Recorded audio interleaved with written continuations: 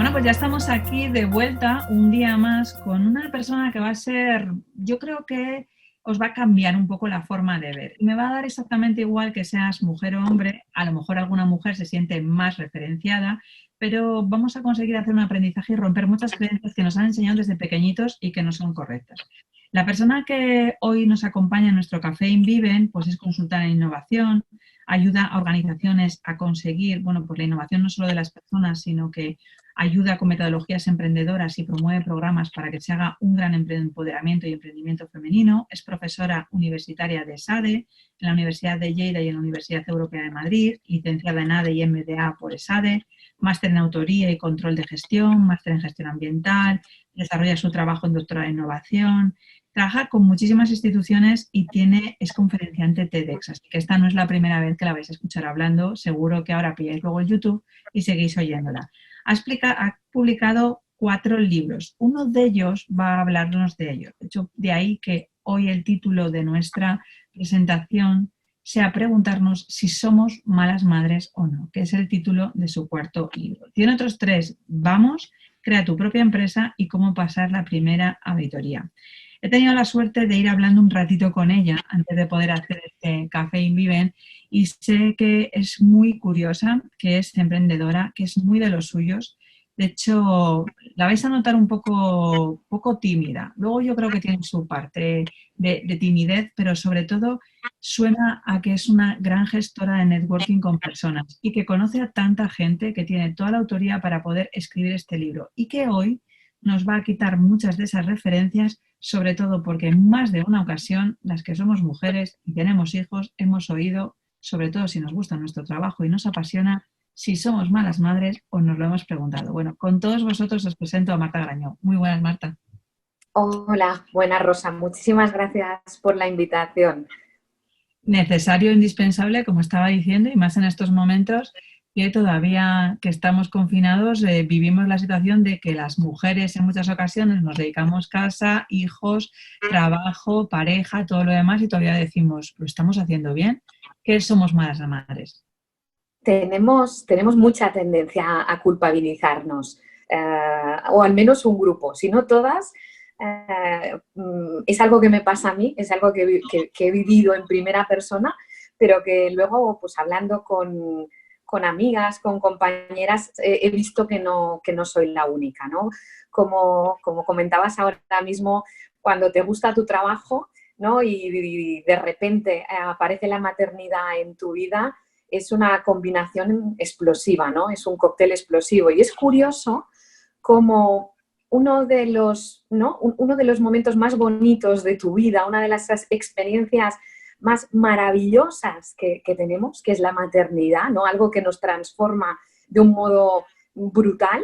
A nivel profesional, que bueno, es otra, ¿no? de nuestras patas, ¿no? de nuestra vida, pueda llegar a tener un supuesto impacto tan negativo, ¿no? Como algo tan maravilloso en tu vida se asimila, ¿no? Tenemos una especie de paradigma como sociedad de que en tu vida profesional es algo malo, va a ser algo malo, es algo negativo. De hecho, no es que se diga, es que realmente el impacto que tiene la maternidad en la carrera profesional de cualquier mujer, y las estadísticas nos lo dicen, el impacto suele ser negativo.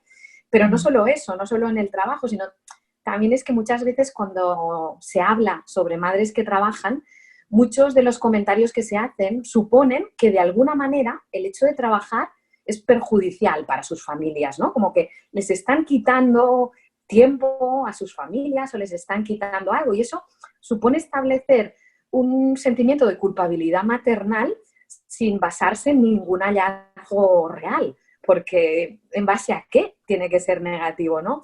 Entonces, yo creo que esa es una realidad. Nuestro paradigma de maternidad y trabajo y vida profesional es un paradigma negativo. Asimilamos que la maternidad va a ser algo negativo en nuestra vida profesional y viceversa, y que la vida profesional no es buena para la maternidad.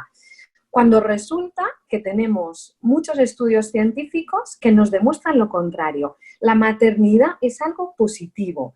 Entonces, es curioso porque cuando yo empecé mi trabajo de doctorado, empecé la búsqueda bibliográfica, yo lo desarrollo en capital humano, trabajar capital humano, ¿no? ¿Qué es lo que nos hace crecer como personas? ¿Qué es lo que mejora esa mochila, ¿no? Que llevamos de conocimientos, de actitudes, ¿no? Que nos hacen pues mejores para un trabajo, que nos hacen aportar más valor en un trabajo y más valor a la sociedad, que influye en esta creación de capital humano, ¿no?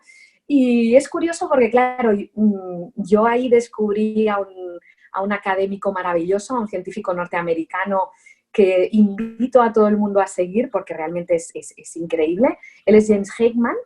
Y James Heckman tiene un estudio fantástico en el que habla de cuál es el factor que incide más en el futuro de una persona. Cuando un bebé nace, cuando un niño o una niña nace, ¿cuál es el factor que va a influir más en su futuro? ¿Cuál es el factor predictivo de su futuro? Y él lo llama la lotería del nacimiento, el accidente del nacimiento, porque la familia, el entorno donde te toca nacer, es el mayor predictivo de cuál va a ser tu desarrollo. Entonces, a partir de ahí, evidentemente, pues empecé a buscar el papel de las madres, el impacto que tenemos las madres en el desarrollo de nuestros hijos. Y evidentemente es enorme, es tremendo. El de los padres y las madres es tremendo. Y entonces yo fui, ¿no? Cada uno tiramos hacia nuestras preocupaciones, indagamos hacia lo que nos preocupa, y yo quería buscar qué impacto tenía el hecho de ser una madre trabajadora, ¿no?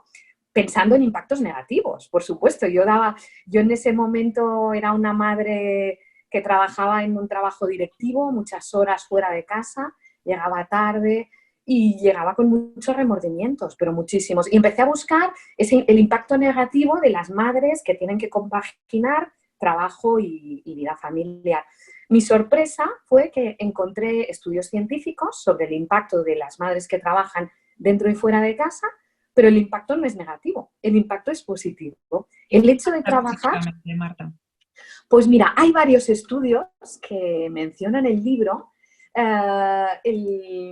y por empezar con uno de muy sencillito, un estudio académico que a nivel de trabajo no es muy complicado y sin embargo me parecen los resultados muy claros y muy contundentes. Es un estudio de la Universidad de Kansas, de los doctores Todd Risley y Betty Hart, y que demostraron que el hecho de trabajar fuera de casa o trabajar en tu trabajo, además de en casa y con tu familia, influyes tremendamente en su lenguaje. ¿Y cómo lo demostraron? Que el impacto positivo que tiene una madre trabajadora en el lenguaje.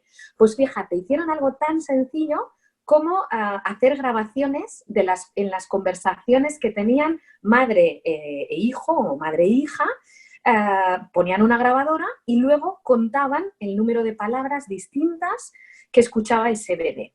Entonces, hicieron distintos focus group, separando las familias donde la madre pasaba todo el día con su hijo o con su hija, del que no, el del que la madre llega del trabajo y entonces habla con su hijo o con su hija. Creo que los números son muy contundentes. Si la madre pasaba todo el día con el bebé en casa, el número de palabras distintas promedio que escuchaba el bebé son 616 palabras. ¿Por qué? Pues porque con el niño o la niña habla de la comida, de ir al parque, de su entorno, mientras que la madre que llega de trabajar, además de hablarle de la comida y del parque y de casa, sin querer, sin darte cuenta, tú también le cuentas lo que has hecho en el trabajo, Claro. ¿no? Con quién estás colaborando, el proyecto que tienes, tu propia jerga, ¿no? Tus palabras. Hoy he hecho una call, hoy voy a estar con unas startups o tengo unos pacientes. Fíjate, Rosa, que el número de palabras que escuchan esos bebés de promedio pasan a ser 2.153. O sea que de 616 a 2.153 es muchísimo. Y en un momento en que esa personita es una esponja de aprender, oye, mamis, que estáis haciendo algo muy importante. Y este es uno de muy sencillito, ¿eh? Yo el primero que me abrió los ojos y que pensé, wow, no puede ser, es un estudio de Harvard que leí el artículo publicado en la Harvard Business Review y ponía Kids benefit from having a working mom, ¿no? Los niños se benefician de tener una mami trabajadora. Y pensé, ostras, no puede ser, ¿no? Empecé a leer, entonces la doctora se llama Kathleen McGinn y ella hizo un trabajo sobre cómo impactaba a unos años vista el que la madre trabajara, ¿no? El que fuese madre trabajadora. Y su conclusión en la muestra que analizó es que mejoran las posibilidades de trabajo y de remuneración en el caso de las niñas. Es decir, las niñas hijas de madres trabajadoras suelen tener mejores perspectivas a nivel laboral. Y entonces hace una diferenciación, que eso no pasa con los hijos, niños, pero en los niños tiene otra ventaja, según su estudio, y es que mejora su participación en la conciliación cuando son adultos. Los hijos de madres trabajadoras adquieren un rol mucho más lógico, ¿no? De colaborar, de repartir, de distribuir lo que es la conciliación. Porque, bueno, esa es otra. Yo me di cuenta en ese momento que yo era muy antigua, Rosa, que yo era muy machista. Mientras mis hijos habían sido pequeños, había trabajado con una mentalidad muy machista, de que la conciliación era algo mío, era un problema mío, de la madre. Y eso no es así. La conciliación no es un tema de la madre, la conciliación es un tema de familia, es un tema de pareja. Y si me apuras, es un tema de sociedad, ¿o no? Es la propia sociedad. Totalmente de acuerdo, y además es que en ese sentido, mientras tú estabas hablando de las palabras y el cómo se van a relacionar, yo estaba viéndome incluso mi propio caso reflejado. O sea, con mi pareja yo llevo 23 años, mi madre siempre ha sido mujer trabajadora fuera de casa y además la casa, y mi suegra ha sido lo contrario, ¿no? Ha estado dentro de casa y los dos somos médicos, o sea, es que tenemos una posibilidad formativa similar, ¿no? Y entonces, en mi casa yo entendía que mi madre tenía que trabajar y yo siempre pensé, desde el primer punto de estudios era, yo voy a estudiar porque necesito tener mi trabajo y tener mi independencia económica para que pueda no depender de ningún hombre, de ninguna pareja, y que yo pueda decidir que si quiero estar con esa pareja no es desde el punto de vista económico, ¿no? Y en cambio, claro, en mi casa mi hermano, que también hay un chico, los dos cocinamos, los dos hacemos todo, ¿no? O sea, es plancha y Claro. todo, o sea, es como mi padre sabe cocinar, o sea, es que nunca le habían enseñado. Pero claro, cuando se casa con mi madre y mi madre trabaja, pues él aprende. De hecho, tiene una anécdota que le hizo una tortilla de patata y como mi abuela nunca le había enseñado, echó 1 litro entero de aceite de oliva para ver si cuajaba la tortilla de patata y eso no cuajaba ni para Dios. Claro, él es súper buen cocinero, pero su primera tortilla de patata, cuando llegó mi madre, flotaba, era un nadar en aceite, porque no me había enseñado. Entonces, claro, ese formato va cambiando. Mis hijos, que siempre han visto que su madre trabaja, yo tengo 3 varones, no tengo ninguna chica, tengo 3 varones, y aquí no asumen que es que haya cosas que unos tengan que hacer y otros no. No, no, aquí asumimos que las cosas se hacen y se hacen entre todos. Y yo pensaba, claro, es verdad, ellos escuchan palabras que en otros ambientes no han oído nunca, ¿no? O sea, también en el tema en el que nosotros trabajamos y demás. Y yo pensaba, esas palabras de 2000 y pico, creo que en algunos casos, que tú y yo hablamos bastante rápido, a lo mejor se multiplican, ¿eh? En vez de 2000 reciben 4000 palabras al día. Sí. A ti no te ha sorprendido, ¿no? A ti no te ha sorprendido.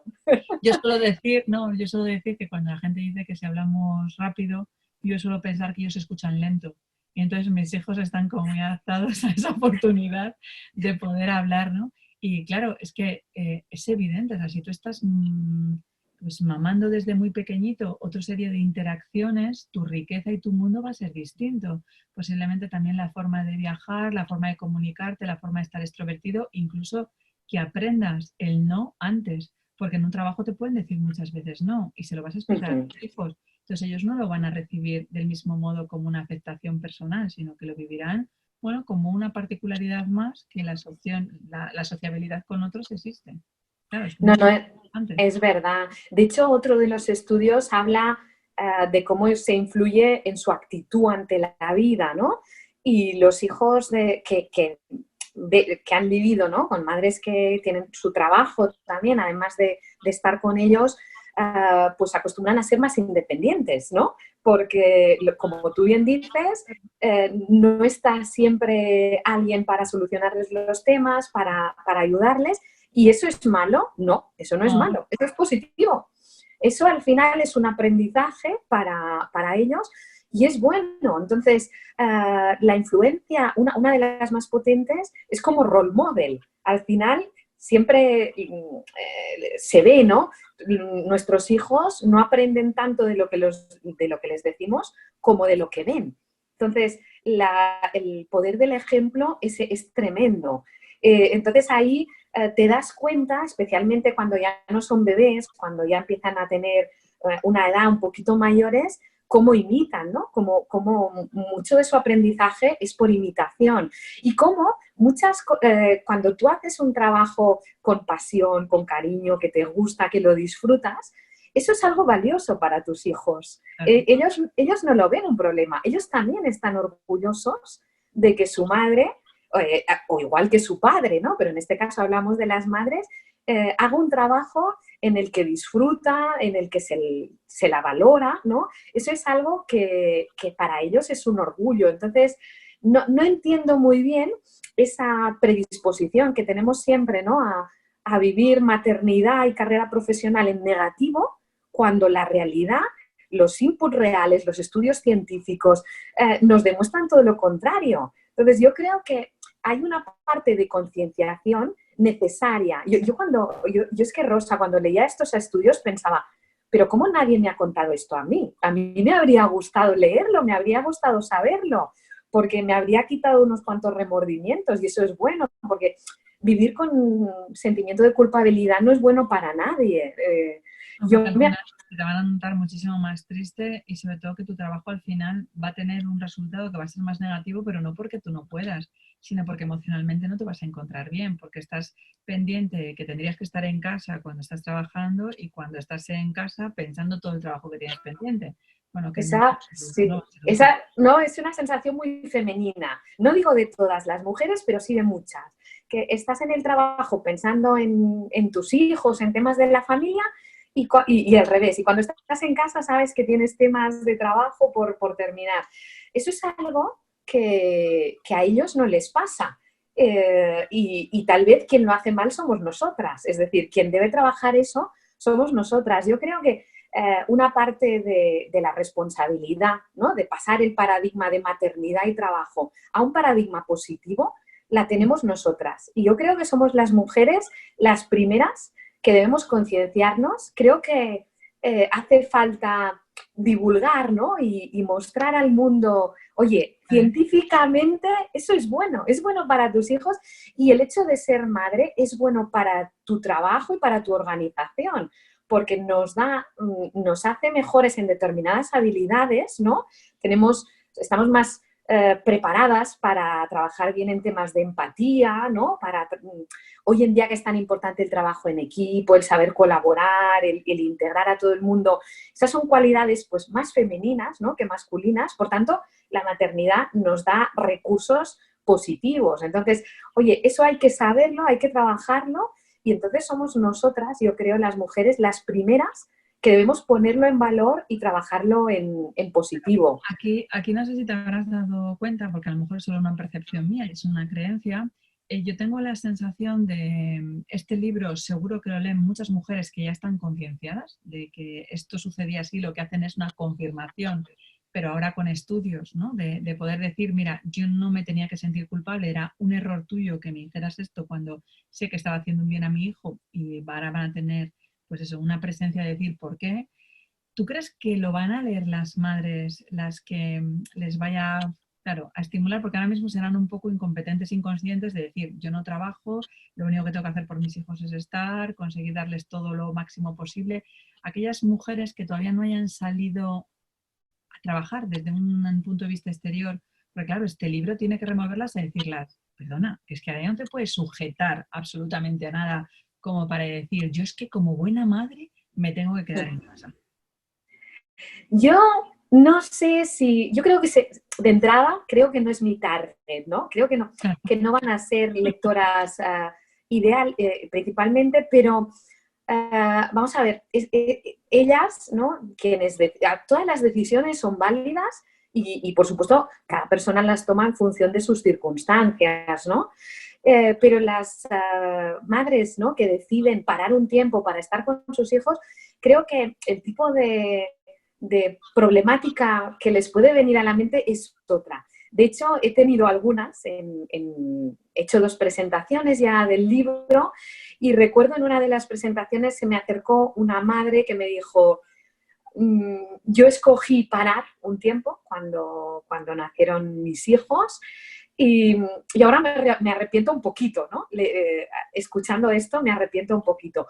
Pero ese no es mi objetivo ni mucho menos, Rosa. Es decir, si ellas creen, yo creo que si una persona siente que puede hacerlo y que en ese momento va a estar mejor dedicándose, ¿no? al cuidado de sus hijos, si lo siente así, yo creo que es lo que debe hacer, ¿o no?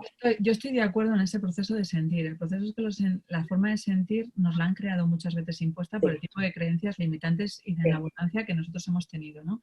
Entonces, yo suelo creer que cualquier persona, ¿no? No solo una mujer, un hombre, un niño, para mí es como si fuéramos un puzzle. Y ese puzzle tiene muchas piezas, ¿no? Entonces tienes ahí como pequeñas piecitas que a lo mejor no todos tienen la misma capacidad, porque si tú te quitan una pieza de la esquina, el puzzle le sigues viendo. Pero claro, si en mi caso me haces una fotografía de mi cara y me quitas el puzzle de los ojos y me quitas estas 2 piezas que son como muy identificativas mías, pues a lo mejor dudas saber quién soy. Entonces, hay un aporte que para que alguien consiga desarrollarse desde un punto de vista personal, la parte profesional también está ahí. Entonces, mi pregunta es cuando yo les digo, y yo me encuentro en terapia, ¿no? Porque hay mujeres que de repente también han dejado su trabajo, porque su pareja les dijo que mira, ya me encargo yo, tú dedícate a los niños, ¿no? Y entonces, en ese momento su dependencia emocional era, bueno, si mi marido que me quiere va a ser así, pues yo me dedico a los niños y luego se dan cuenta que a veces esa situación se la han pasado muy bien con sus hijos, pero no están desarrolladas completamente. Entonces, si a mí alguien lo decide voluntariamente, vamos, chapó.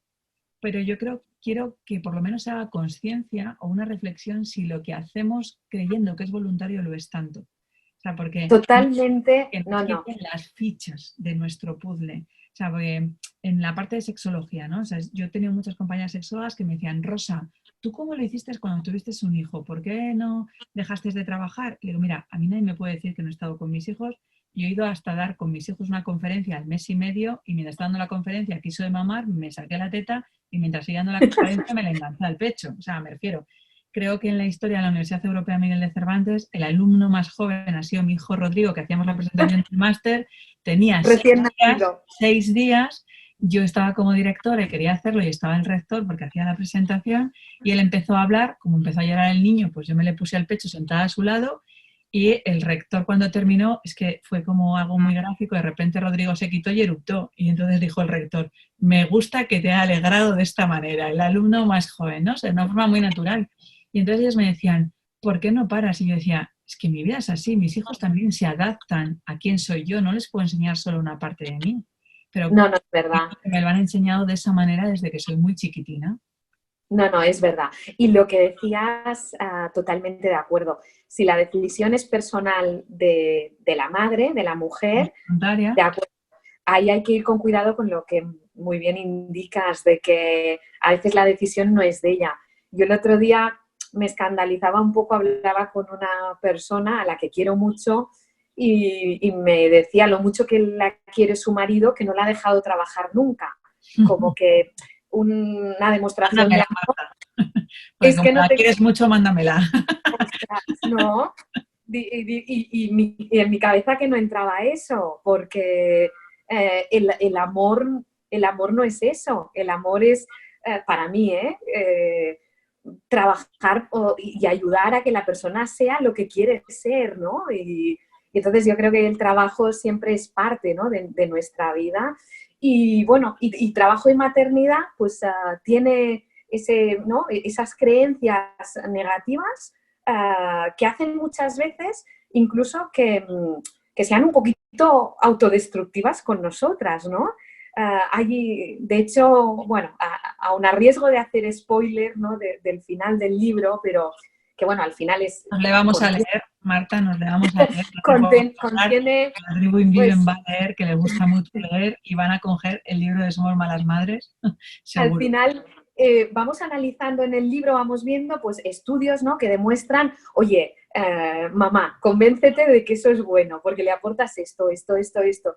Pero yo no pude evitar en el último capítulo pedir un momentito a la lectora del libro o al lector del libro, ¿no? De, oye, hasta aquí hemos estado viendo qué es lo que impacta a tu hijo, a tu hija, a tus hijos y qué es lo que es bueno para ellos, ¿no? Entiendo que como madre lo que te preocupa es lo que sea mejor para ellos. Pero para un momentito, para un segundito, y les pido al final del libro que piensen un poquito en ellas también. Porque hay un tema que yo creo que en el caso femenino es muy claro y es muy grave, y es que nos falta mucho el querernos, ¿no? El valorarnos y el querernos. Damos por descontado que tenemos que querer a los demás y que nosotras vamos en el último puesto de la fila, ¿no? Somos los últimos.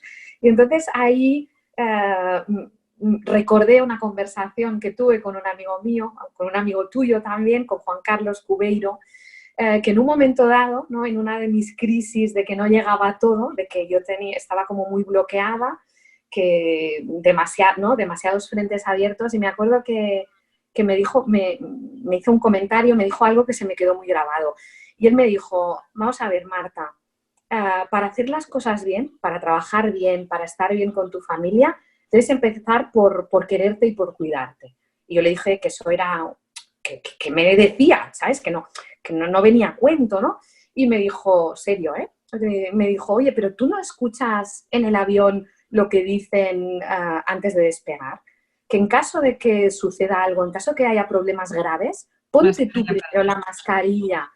Si tú no te la pones, no vas a poder, y vas directo a ayudar a tus hijos, vas directo a ayudar a otros, no vas a poder ayudarles. Entonces, tienes que hacer eso. Y yo creo que ese mensaje también es muy necesario, ¿no?, para las madres, el quererse, ¿no?, el valorarse. Y creo que eso tiene mucha relación con cambiar el paradigma, ¿no?, con poner en valor la maternidad y poner en valor la carrera profesional, y que es algo que no es incompatible, sino que es algo que suma, una pata suma la otra, ¿no? Y por tanto es algo que hay que potenciar y que hay que tener claro. Las creencias son horribles, ¿eh, Rosa? ¿O no? ¿Cómo nos pueden condicionar? Además es que podemos cambiarlas porque parte de lo que tiene este podcast, ¿no?, este Café con Inviven, es conseguir dar visibilidad a situaciones que no siempre nos cuentan en ese proceso de visibilidad, ¿no? Entonces, cuando se den cuenta que hay mujeres profesionales que han desarrollado su espacio personal, su espacio de maternidad, de pareja, de una forma que ha sido exitosa porque ha sido su decisión de éxito, podrás conseguir tener ejemplos, ¿sabes?, que antes no les teníamos, ¿sabes? Yo me acuerdo que tú lo habrás vivido, ¿no? O sea, dicen que es educación, ¿no? Pero yo siempre insistí, a lo mejor es porque soy un poco rebelde, ¿eh? Y entonces con mi madre he tenido ciertas rebeldías que a lo mejor venían de mi abuela. Pero yo entendía que al primero que se le echara fuera al abuelo, ¿no? O sea, la comida. Entonces el primero que recibía era el abuelo. Y después era el padre. Y después el tío. Y luego los hijos. Y cuando los hombres estaban servidos, entonces pasaban a las mujeres y la última que se echaba era ella. Y te decían, no, pero es de buena educación que tú te sirvas el último. Y claro, nosotros le decíamos, perfecto. ¿Y tú qué tajada tienes? Y me acuerdo mucho de mi hermano que le decía, no me digas más, tú vas a comer la mejor tajada. Entonces, la recuerdo, yo qué sé, si era merluza, por ejemplo, y la había puesto a rebozar, ella entregaba las mejores partes al resto y la parte de arriba, ¿no?, de la papada, ella decía que era muy sabrosa, y dice, no, me quedo con el mejor trozo. Y mi hermano siempre le decía, pues si me dejas el mejor trozo soy muy egoísta, le quiero yo, te lo cambio. Entonces, cómo ella hacía ese tipo de cambios, claro, las han enseñado en otros momentos, me imagino que en otro proceso de generaciones, la idea de, mira, si no hay dinero, pues los primeros zapatos para ti. Y si yo tengo que pasar 3 años sin comprarme zapatos, no pasa nada. Pero no es un formato educacional. O sea, yo estoy totalmente de acuerdo contigo. O sea, les estamos enseñando desde la resignación, desde las creencias limitantes, no, estate primero bien tú para que le puedas enseñar que tienen que luchar en esa línea. Y luego, No sí, ser. sí, y te das cuenta de que es verdad, ¿no? De que cuando tú estás bien, tu trabajo sale mejor, las cosas van bien, y pues tus hijos, tu familia, son los primeros que estarán orgullosos y felices de verte así. Entonces, yo ahí creo que hay trabajo que hacer, ¿no? Con mujeres, por suerte no con todas. Las hay que hay personas pues, que no tienen esos remordimientos, por suerte, que es que no deberían existir. Pero las que todavía quedamos, ¿no? Que podamos tener un poquito ese sentimiento de culpa, hay que trabajar por arrancarlo, por quitarlo. Porque además, hasta ahora, pues hablábamos de la parte familiar, pero si nos ponemos al otro lado y hablamos de las empresas, ¿no? Y pensamos en las organizaciones, oye, hoy en día es evidente que el entorno es muy competitivo, vivimos circunstancias como ahora mismo la del COVID-19, que nos cambia totalmente, ¿no? el marco en el que debemos trabajar, que eso obliga a estar cambiando temas constantemente y cuáles son las que están funcionando bien. ¿Cuáles son las empresas exitosas? Pues están siendo competitivas las que son más humanas, yo creo, ¿no? Las que tienen un componente más humano, las que son más sostenibles. Entonces, me hace gracia que nos llenamos la boca, vemos a todas las organizaciones hablando de sostenibilidad, de los ODS, ¿no? De los Objetivos de Desarrollo Sostenible. Oye, dentro de los Objetivos de Desarrollo Sostenible está todo el tema femenino y debería estar la maternidad. Oye, ¿hay algo más necesario para la sostenibilidad del planeta que la maternidad?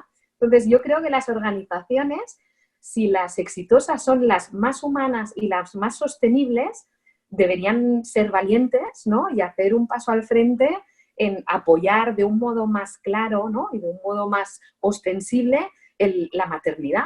Hasta ahora es como que lo escondemos un poquito, ¿no? Ahora que el libro ha salido, me has dicho que ha tenido 2 presentaciones y que por esta situación de COVID tendría que haber habido otras 4, me imagino que ya habrá algún tipo de director o directora de empresas o altos ejecutivos que lo hayan leído y que les haya hecho reflexionar quizás algunos de sus errores cometidos y que han hecho un aprendizaje en el sentido de, bueno, se supone que no influye, pero si la mujer está embarazada, a veces ha sido como, bueno, pues me quedo con otra persona que sí puede tener una baja, que a lo mejor hay una parte que yo sí que quiero esa sostenibilidad, pero a lo mejor si cambiasen ciertas leyes políticas de hacer un poco un proceso de impulso para que eso sucediera, las cosas cambiaban. Pero se nota, te han dicho cuando han leído el libro que tienes razón, fíjate, acabo de ver por estudios, he cambiado mi creencia, a partir de ahora voy a valorar otro tipo de gestión dentro de mis filas, de mis usuarios para trabajar.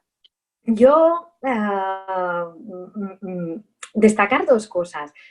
Bueno, una que me ha sorprendido desde el inicio de las presentaciones del libro es que en las presentaciones ha habido igual o más hombres que mujeres. Y eso es algo que me encanta y que hay que decirlo y que tengo que aplaudirles. Que creo que tal vez tenemos más cosas a trabajar nosotras, las mujeres, que ellos, porque ellos lo ven, ¿eh? Lo ven, te lo digo en serio, y esa ha sido una sorpresa muy bonita el ver la cantidad de hombres que han venido a la presentación, que han comprado el libro.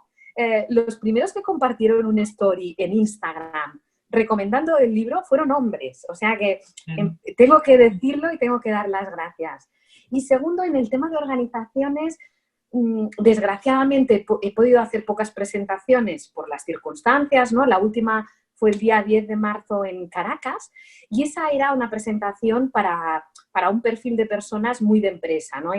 Fue en la Cámara Iberoamericana y ahí había muchos directores de recursos humanos, mucha gente de empresa y al terminar fue muy bonito el ver cómo se acercaban para decirme que, bueno, más que hacerles cambiar de idea, les había hecho destacar que eso había que trabajarlo. Era algo que, bueno, más o menos era una nebulosa que tenían en mente, pero que eso tenían que empezar a tomarlo en serio. Y recuerdo, por ejemplo, el responsable de un bufete de abogados que me contaba que, claro, a nivel de assistants, los primeros años que entran a trabajar, tienen muchísimas chicas abogadas, porque sabemos que académicamente están muy preparadas, ¿no? Son muy buenas, pero que a medida que vamos subiendo en la pirámide jerárquica, ya llegar a socias mujeres tienen muy poquitas. Y me contaba, nos vamos a poner como objetivo sí o sí el llegar a la igualdad. Y oye, que si no tenemos una mujer para promocionar a socio, y la necesitamos, pues vamos a esperar hasta que esté y mientras tanto no. Es decir, estaban pensando en tomar medidas más radicales para conseguir esa igualdad y para ir trabajando esos temas. ¿Le preguntaste en algún momento si esas socias que tenían que llegaban eran madres? Sí, se lo comenté y me decía que justamente ahí estaba el problema. Es decir, es que yo creo que es meter el dedo en la llaga, ¿no?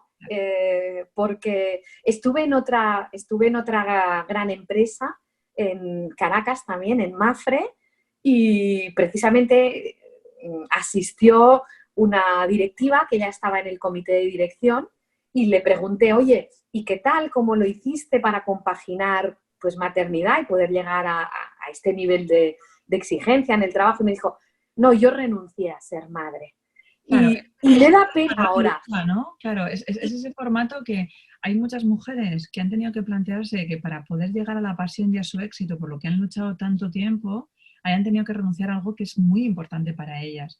Y sobre todo que luego es algo que procesa un peso importantísimo y si has estado en relación de pareja todavía más, porque a lo mejor la otra persona no quería ser padre o no quería ser madre contigo y entonces ha dicho, no, es que tiramos desde lo profesional y ya veremos, ¿no? Cuando todo esté bien, cuando el negocio marche, cuando consiga tener una equipación, claro, entonces ser un directivo puede ser que de repente te pongas con 40 y tantos años y la maternidad tiene una fecha de caducidad. Por mucho que queramos conseguir alargarla y demás, no es exactamente lo mismo.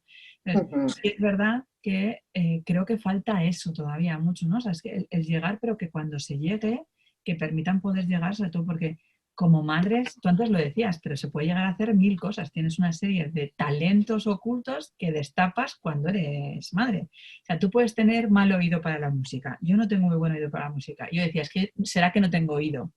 Pero a mí ponme 30 niños a gritar y que llore el mío, aunque haya otros 30.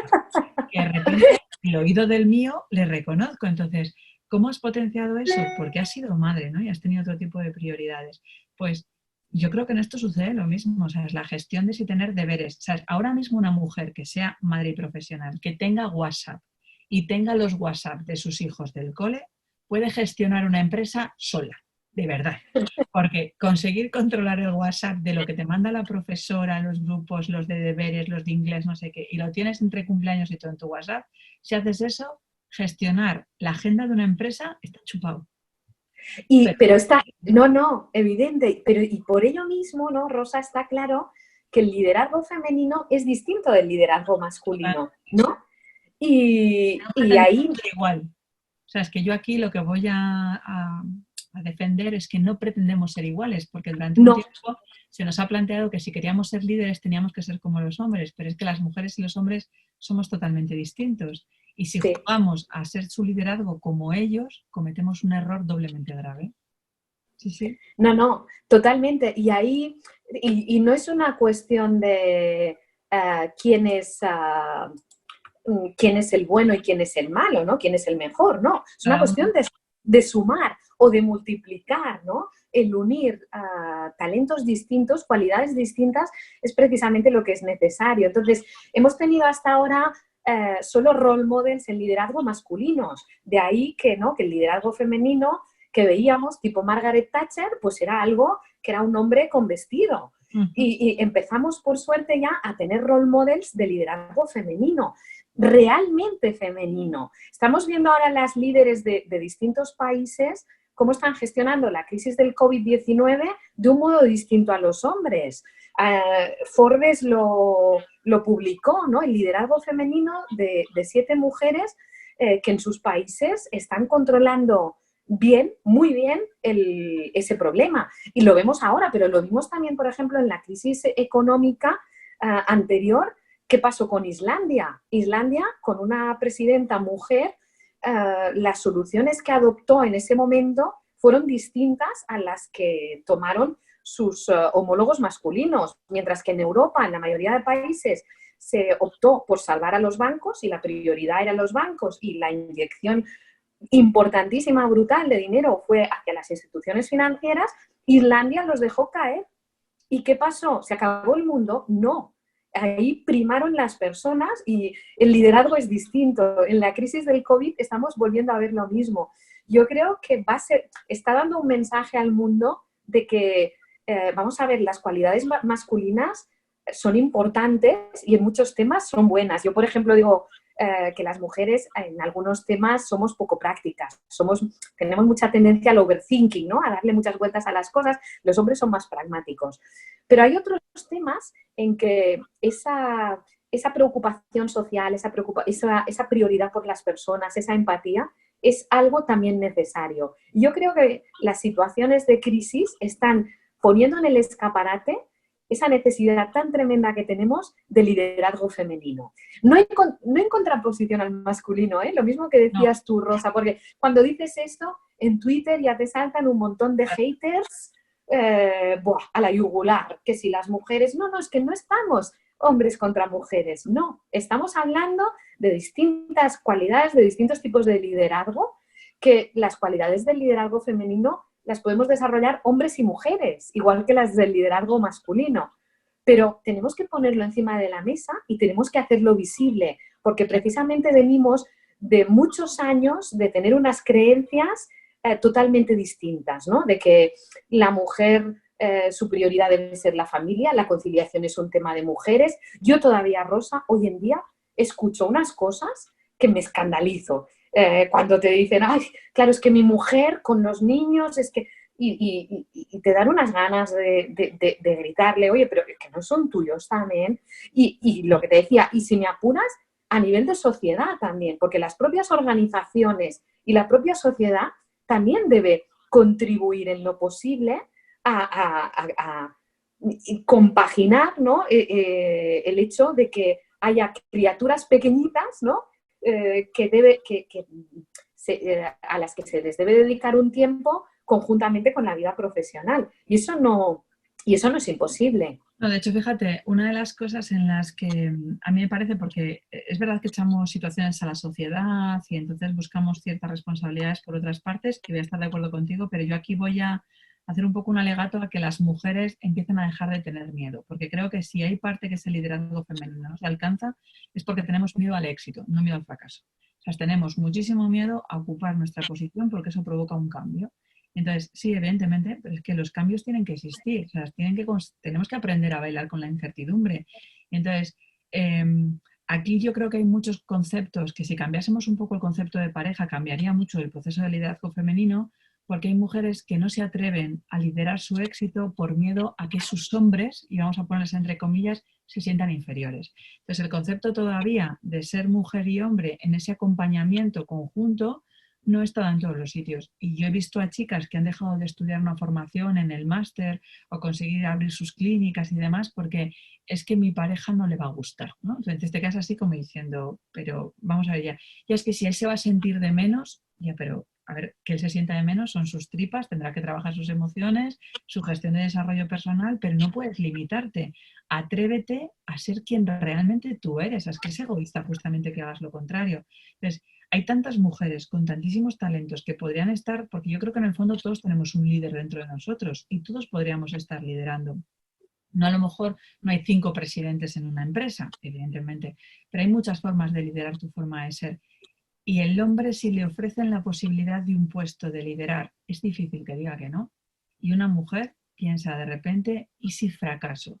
Y mi pregunta es, ¿y si tienes éxito? ¿Sabes? ¿Por qué tienes tanto miedo al éxito que ya le tienes que te están ofreciendo? ¿No? Entonces, a lo mejor ahí tenemos que hacer todavía otro pespunte y no ellos, ¿eh? Nosotras con nosotras mismas.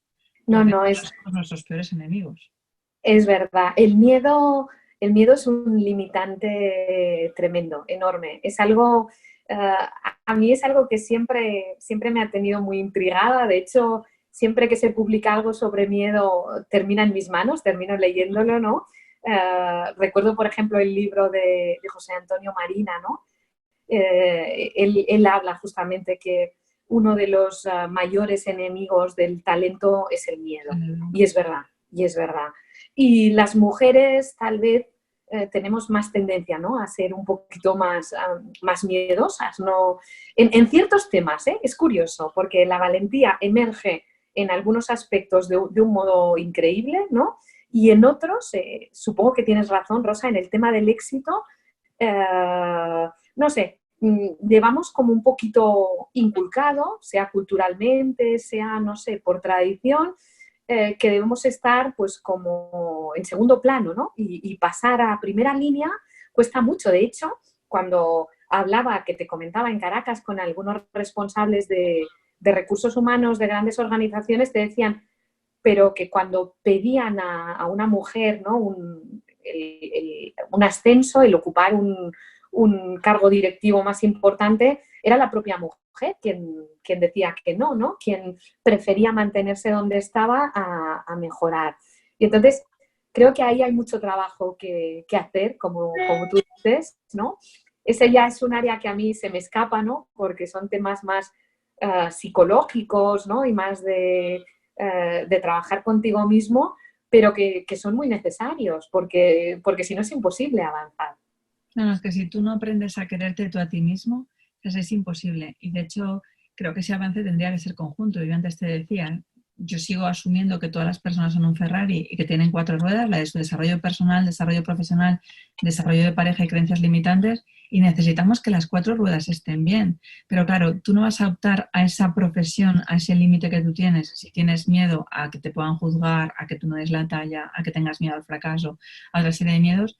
Y claro, si ya tienes ese miedo y optas por lo profesional, la maternidad va a ser más difícil que puedas compaginarla, ¿no? Entonces, me parece imprescindible, cuando te digo que tu libro es imprescindible, es que no te puedes imaginar cuántas mujeres, porque yo no suelo recibir a la mujer que se queda en casa. Cuando yo recibo a la mujer que se queda en casa, por así decirlo, y ha optado a que viva los sueños de su pareja y a olvidarse de sus propios sueños, suelo recibirla cuando se van a separar.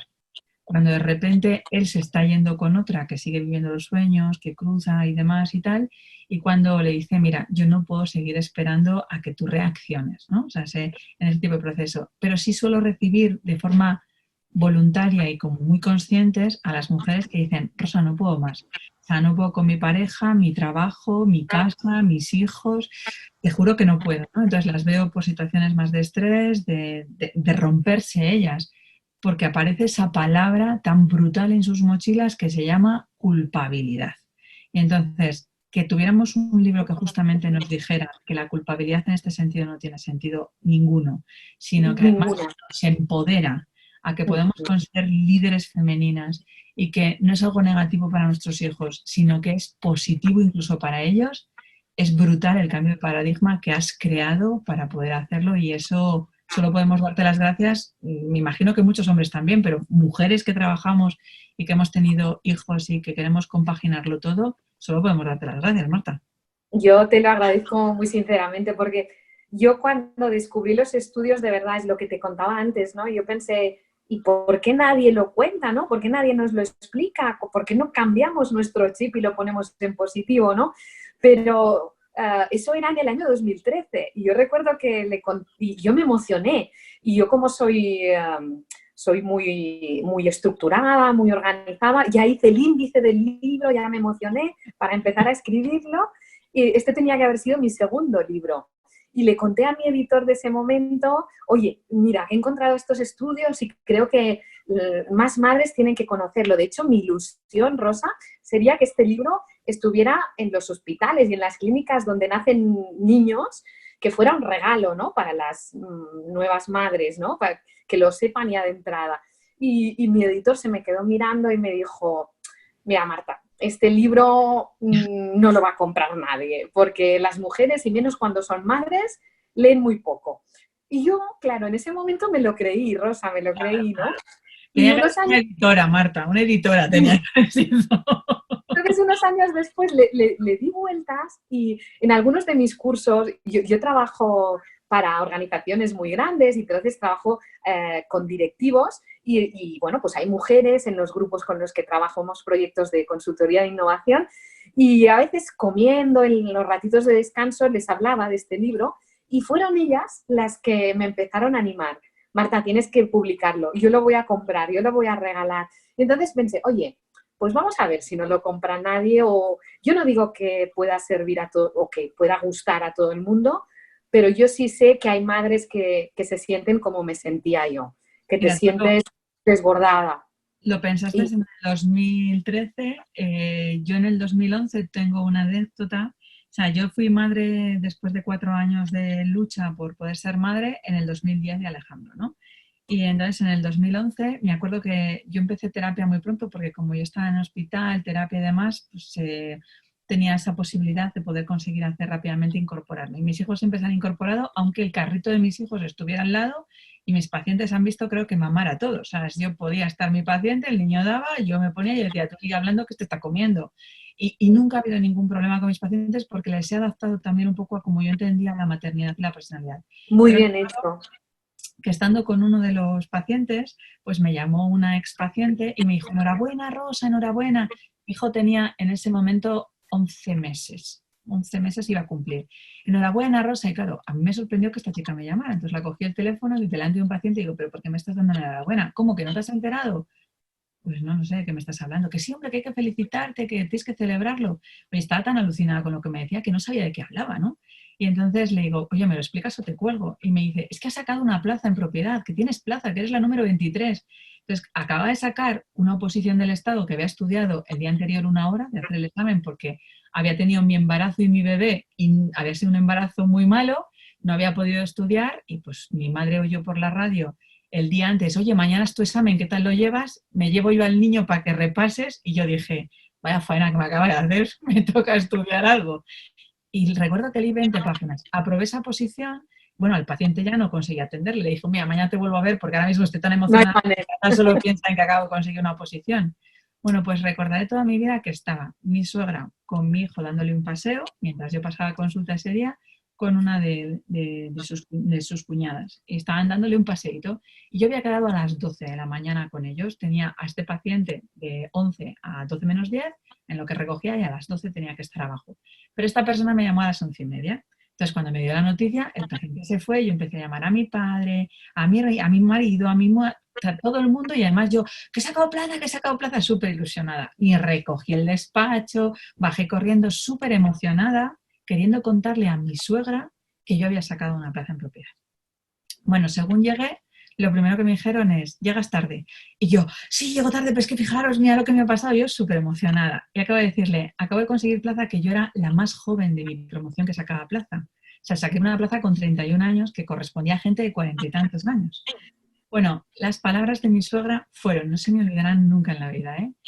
A mi bebé de 11 meses le dijo, mira, cariño, Alejandro, el día de mañana ya tu madre podrá empezar a cuidarte un poco más porque tendrá que dejar trabajar tanto y podrá dedicarte a ti para no dejarte abandonado. Tal cual, ¿eh? O sea, pero clavadas de corazón.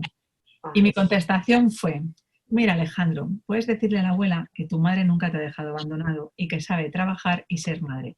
Pero si mamá se dedica mucho más a ti, tendrá mucha suerte la abuela que tendrá que verte menos y ya no la necesitamos. Claro, el proceso, pero ella incluso quiso culpabilizarme de yo sacar una plaza en propiedad. Fíjate cómo ese concepto. Es que muchas veces esa culpabilidad te viene de fuera, ¿no? Hay pequeñas pullas, o no tan pequeñas, ¿no? Pero, pero te van lanzando, ¿no?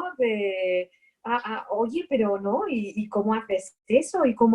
Y dan por descontado que si ¿A quién tienes vas a dejar a tus hijos? ¿Con quién les una vas? vida profesional que te va bien, es a costa de descuidar a tus hijos. Y eso no es así. Y eso no es así, ni debe serlo. Entonces, yo creo que en eso, por ejemplo, las generaciones jóvenes, ¿no? Los millennials, lo tienen más claro ya. Yo ahí, eso sí que lo veo como algo positivo y creo que valoran mucho más esa parte personal y al final, vamos a ver, es que también vivimos en un país con una cultura en el trabajo muy presencialista. Mucho. Y yo creo que, por suerte, poco a poco la iremos descartando un poquito. Acabamos de demostrar que se puede hacer justamente. Claro. ¿Qué es lo importante? ¿Las horas de presencia o los logros? Tenemos que ir a demostrar que lo importante son los logros. Y para conseguirlo, yo me acuerdo, yo tenía un jefe, Rosa, antes de tener hijos, que claro, mi vida profesional absorbía de las 24 horas del día, pues no sé, 16 o 15, ¿no? Y aún así, cuando salía de mi despacho, tenía que pasar por delante del de mi jefe, que todavía estaba, por tarde que fuera. Y lo encontraba con el periódico todos los días leyendo a esa hora. Y me acuerdo que un día le dije, ¿pero no te vas a casa todavía? Y me dice, uy, no, dice Marta, si me voy ahora, los niños todavía están despiertos y tal, y es un rollo. Prefiero llegar cuando ya estén acostados. y pensé, qué pena, ¿no? Pero qué mal. Y entonces esas horas de presencia en el trabajo realmente no aportan nada. Como tú bien decías, nuestra vida tiene que ser un equilibrio, ¿no? Y ahí no está solo la parte profesional, sino que hay muchas partes más. Y si no, si las descuidamos y priorizamos solo una, vamos a tener un problema, sea cual sea, ¿no? Yo creo que a veces lo he contado, algo que me activó a atreverme a hacer lo que yo quería hacer y a, pues no sé, atreverme a publicar, por ejemplo, este libro, ¿no? Aunque me digan que no lo va a comprar nadie, o a trabajar en los temas que estoy trabajando ahora, en vez de finanzas, que es en lo que trabajaba, fue leer a la enfermera esa Bonnie Wright que contaba los últimos lamentos antes de morir, porque realmente es tan cierto. Claro. Yo me vi reflejada, ¿no? Pensar que llega tus últimas horas, tus últimos días, y lo creo, ¿no? Que la mayoría de personas de lo que se lamentan es de haber hecho lo que otros esperaban que hicieran, en vez de hacer lo que querían hacer, ¿no? Que por mucho que te digan, oye, tú tienes que estar aquí con tu hijo porque si no, no le quieres, tú sabes que eso no es verdad. Tú sabes que puedes estar con él y trabajar en lo tuyo y hacer bien a muchas más personas, porque al final el trabajo importante es cuando ayuda a los demás y creo que todos los que tenemos la suerte de trabajar en algo que ayuda a los demás, pues es una maravilla. Entonces, si tú sabes que puedes compaginar las dos cosas, hazlo, ¿no? Y al final la decisión tiene que ser tuya. Y tienes que tener esa valentía o algún día te vas a arrepentir. Y esos estereotipos, ¿no? De, oye, yo por ejemplo trabajaba en el mundo financiero, ¿no? Y llevaba una carrera profesional de muchos años en finanzas y en un momento dado quise cambiar y todo el mundo, estás loca, ¿no? Y yo pensé, bueno, no sé si estoy loca o no, pero esa es una decisión que no la tomas en unos días ni en unos meses, pero la tenía muy clara.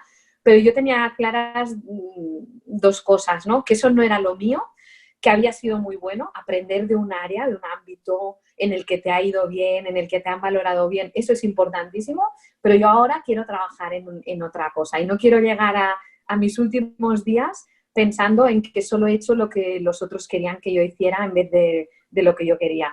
Y ahí recuerdo una frase muy bonita de una amiga mía, de Susana, que en un momento en que no me entendía nadie, mi cambio de trayectoria profesional, ella me dijo, mira Marta, hay trabajos que te llenan los bolsillos y hay trabajos que te llenan el alma. Y yo creo que al final, evidentemente todos necesitamos comer y ganarnos la vida, pero lo que nos llena, ¿no? Lo que da sentido a lo que hacemos es muy importante. Y si con lo que haces ayudas a la gente, ya, bueno, mayor recompensa no puedes tener. Y eso tus hijos lo valoran y lo van a valorar y van a estar orgullosos de lo que hace su padre, de lo que hace su madre. No, el trabajo de la madre no debe ponerse como algo que roba tiempo a la familia. No, señores, no es así. Y entonces eso está científicamente demostrado y eso es algo que te diría que incluso yo creo que lo ven más claro ellos que nosotras. Sí, sí. O sea que, ¿no? Señoras, chicas, hay que ponerse las pilas y hay que trabajar desde el convencimiento de que es bueno para la sociedad, es bueno para los niños y es bueno para las organizaciones. Ese liderazgo femenino, por suerte, entre comillas, las circunstancias de crisis ponen en el escaparate, hacen más visible determinados temas. Uno es el que decías ahora, Rosa. Se está demostrando que el presencialismo no lleva a nada y que debemos aprender a trabajar de otros modos. Y segundo, que el liderazgo femenino es necesario y debemos ser conscientes y trabajar para divulgar lo que los estudios científicos demuestran, lo que la realidad avala y, no sé, personas como tú, Rosa, ¿no? Desde la psicología y tal, que nos ayudéis a autoconvencernos, ¿no? y a empoderarnos para creérnoslo, porque el primer paso es la concienciación, sí o sí. Sí, sí, tenemos que hacerlo. Pues muchísimas gracias, Marta. Yo me voy a quedar justamente con eso, con la línea de que este libro es necesario para que consigamos ocupar nuestro puesto en el liderazgo femenino que nos merecemos y que además tenemos muchísima capacidad para poder hacerlo, pero sobre todo sin esa palabra a la que vamos a dejar hoy aquí como sacada de nuestra mochila, rota, destruida, que no vuelva a aparecer un poco en nuestras vidas, que es ese proceso de culpabilidad. Y solo puedo darte las gracias porque ha sido un café excelente que confirmaba muchísimo más lo que yo pensaba y me da muchísima más fuerza para asumir que se puede ser madre y se puede ser trabajadora y poder vivir de tus pasiones, y solo puedo darte las gracias. Ha sido fantástico.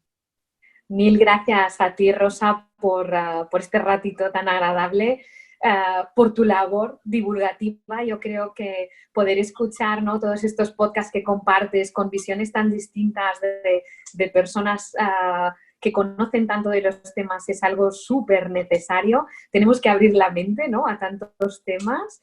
Y bueno, y por ese esfuerzo ingente que haces con tu trabajo, con tus hijos, con ayudar a otras personas, creo que eso es algo maravilloso, muy bonito, muy femenino, ¿no? Que te agradezco de corazón, de verdad. Ha sido un rato muy agradable y bueno, ojalá poder compartirlo con cuantas más personas mejor, por supuesto. Estoy segura que ese libro terminarás presentándole aquí en Valladolid, que conseguiremos cuando nos dejen poner, aunque sean espacios más pequeñitos, que vengas aquí a la universidad para poder presentarlo, y si no ya montaremos alguna movida para que el libro puedan tenerle firmado presencialmente, porque yo sé de muchas mujeres que ahora mismo nos están escuchando, hay muchas líderes InViven, mucha gente de la tribu que estará ahora mismo ya buscando el libro en Amazon para poder pillarle, pero no le van a tener firmado por ti, así que vas a tener que conseguir un café presencial. Evidentemente, vamos a presentarlo en Valladolid, sí o sí. Estoy con unas ganas. Tuve que dejar suspendidas las presentaciones, había muchas preparadas, teníamos que presentarlo en Sevilla, en Villena, y vamos a hacerlo. Ahora voy a sumar Valladolid a mi lista de próximas presentaciones y nos vemos pues en cuanto sea posible y en el formato que sea posible, por supuesto. Millones de gracias, Rosa, de verdad, muchísimas gracias. Pues ya lo habéis oído, Marta nos ha explicado que podemos seguir liderando desde nuestra feminidad sin tener que conseguir compararnos a los demás, y sobre todo utilizando eso sin miedo y sobre todo a poder alcanzarlo. Ya sabes, si te ha gustado esta entrevista, no te la quedes para ti, da al me gusta, suscríbete y compártelo con todas aquellas personas, tanto de forma presencial como no presencial. Habla de ello, porque es la única forma que podemos hacernos conscientes y cambiar nuestra mirada. Sabes que puedes encontrarnos en inviven.com, en la web donde vas a encontrar una gran tribu InViven, y en la web de rosamontana.com, donde vas a encontrar una academia online donde de todos estos temas, si queremos seguir creciendo porque no sabemos cuáles son las herramientas, vas a poder hacerlo. Muchísimas gracias, como siempre, por estar ahí en un nuevo Café InViven. Te esperamos hasta el día siguiente.